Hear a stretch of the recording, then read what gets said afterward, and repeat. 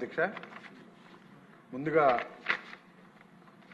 ఎక్కడైనా అభివృద్ధి జరగాలంటే ఒక మంచి నాయకుడు ఉండాలి. దానికి ఉదాహరణ మన ముఖ్యమంత్రి గారు కాబట్టి ఒక ప్రాంతం అభివృద్ధి జరగాలంటే ముఖ్యంగా ట్రాన్స్పోర్ట్ వ్యవస్థ అనేది చాలా ఇంపార్టెంట్ అధ్యక్ష. లాజిస్టిక్స్ అనేది చాలా ఇంపార్టెంట్. సో ఇవాళ మనకి సుమారు 1000 కిలోమీటర్ల పొడవున తీరం ఉన్నప్పటికీ ఇటు ఒరిస్సా నుంచి వస్తున్న పోటీకి తగినట్టుగా మనం అంతగా డెవలప్ అవ్వలేదు అన్నది నా ఉద్దేశం అధ్యక్ష. ఒకప్పుడు ఒరిస్సాలో ఉన్న పోర్టులు పారాదీప్ పోర్టు అయితే 20,000 టన్నులు లోడ్ చేసుకొని 50,000 టన్ను విశాఖపట్నం పోర్టుకు వచ్చి లోడ్ చేసుకునే అధ్యక్ష. ఇవాళ పారాదీప్ పోర్టు 3 లక్షల టన్ను లోడ్ చేస్తూ ఉంటే మనం 2,50,000 టన్ను మాత్రమే లోడ్ చేసే పరిస్థితి ఉంది విశాఖపట్నంలో. దానికి కారణం ఏంటంటే అధ్యక్ష, ఆ ప్రాంతంలో నుండి రోడ్స్ కానీ పోర్టులు కానీ అన్నీ కూడా బాగా ఒరిస్సా కూడా డెవలప్ అవ్వడం వలన, మరో పక్క గోపాల్పూర్ పోర్టు కూడా అభివృద్ధి జరగడం వలన మనకు రావాల్సినటువంటి రాయ్పూరు ఒరిస్సా నుంచి రావాల్సినటువంటి మేజర్ మినరల్ అయినటువంటి ఐరన్ ఓర్ కానీ కోల్ కానీ మనకు రాకుండా మొత్తం టోటల్గా వాళ్ళ పారాదీప్ గోపాల్పూర్ వెళ్తాం అధ్యక్ష. దానికి కారణం మేజర్గా ట్రాన్స్పోర్ట్ రేట్లు తగ్గిపోతున్నాయి అధ్యక్ష.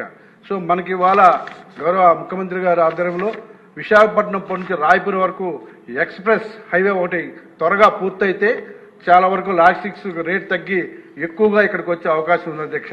అలాగే లోకల్గా దగ్గర ఇప్పుడు మనం మూలపేట పోర్ట్ చేస్తున్నాం. ఆ చుట్టుపక్కల కూడా లాజిస్టిక్స్ పార్క్స్ని అభివృద్ధి చేయాలి. ముందు లాజిస్టిక్స్ పార్క్స్ అభివృద్ధి చేస్తేనే ఎవరైనా ఎక్స్పోర్ట్స్ కానీ పెద్ద ఇండస్ట్రీ కానీ వస్తాయి అధ్యక్ష. సో ఆ దిశగా మనం ఆలోచించి ఒరిస్సా నుంచి వస్తున్నటువంటి పోటీకి మనం కూడా అభివృద్ధి అంటే రోడ్స్ కానీ పోర్టులు కానీ డెవలప్ చేయాలి అధ్యక్ష. ఇవాళ విశాఖపట్నం పోర్టు మొదటి స్థానంలో ఉండేది అధ్యక్ష. ఒక 7 years బ్యాక్ నెంబర్ 1 ఈ దేశంలో ఉండేది అధ్యక్ష. ఇవాళ ఫస్ట్ ప్లేస్ కాండ్లా వెళ్ళిపోయింది అధ్యక్ష. రెండో ప్లేస్ వచ్చేసి పారాదీప్ వెళ్ళిపోయింది అధ్యక్ష. మనం 6వ ప్లేస్కి వెళ్ళిపోయాం అధ్యక్ష. దానికి కారణం ఏంటంటే మన దగ్గర మినరల్ మైన్స్ లేవు అధ్యక్ష. మైన్స్ అన్ని కూడా ఒరిస్సా, ఛత్తీస్గఢ్, మధ్యప్రదేశ్ ఎక్కువ ఉండడం వల్ల వాళ్ళకి డిస్టెన్స్ తగ్గడం వల్ల లాజిస్టిక్స్ అంటే రేట్లు ట్రాన్స్పోర్ట్ రేట్లు తగ్గడం వల్ల ఎక్కువగా ఆ పోర్టుల వైపు వెళ్ళిపోతూ ఉన్నారు ఎక్స్పోర్ట్ చేసేవాళ్ళు కానీ ఇంపోర్ట్ చేసుకునే వాళ్ళు. సో పెద్ద పరిశ్రమలు కూడా అన్ని కూడా ఒరిస్సా వైపు ఎక్కువ వెళ్తా ఉన్నాయి అధ్యక్ష. సో దానికి తగినట్టుగా మన ప్రాంతంలో కూడా లాజిస్టిక్స్ పార్క్స్తో పాటు రోడ్లు కూడా త్వరితగతిన ఏవైతే ఉన్నాయో చేయాలి అధ్యక్ష.